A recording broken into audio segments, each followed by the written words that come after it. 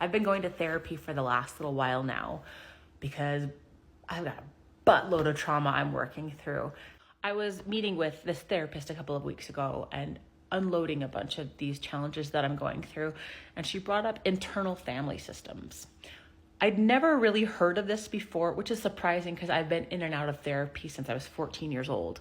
My therapist encouraged me to talk to these different parts of me as though I would talk to a child, which I've done a lot of as an educator and as a mother.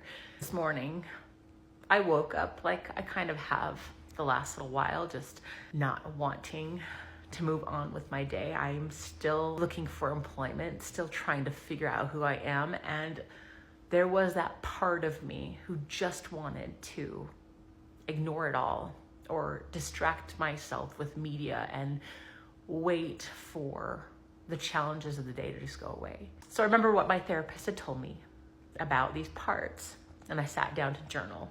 Journaling in the past has really sucked for me. Growing up, my journal entries would look a little something like this.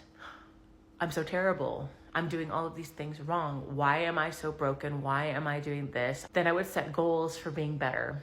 And in the Mormon church, it was all about, I'm going to read my scriptures more. I'm going to pray more. I'm going to be more obedient. I'm going to be a better person. That didn't help. And I would berate myself again and set more impossible goals. And it would cause me to spiral deeper into whatever part I was trying to avoid. Last summer, I took those journals and I chucked them. I don't want any reminder of the kind of pain that I was enduring during that time of my life. And this morning, I started with a different approach. I journaled to this part of myself that wanted to just hide. And I told it I loved it. I validated it. I recognized that it was trying to get me to procrastinate, to protect me from pain, because this part knows pain. And the more I validated and spoke to it as my quote unquote self and told it how much I cared for it and promised it that we had what we needed to figure this out, better things got. And so I began my day. I talked to these parts. An outsider might look at me and think I was a little off my rocker, but I was completely aware of what I was doing, and it helped.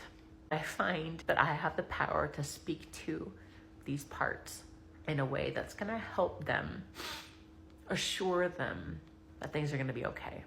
I'm still new at this. I'm no expert by any means, but I would encourage you to address your parts of yourself, those parts that are struggling, and ask what they're trying to protect you from, how they're trying to help you listen and validate and love.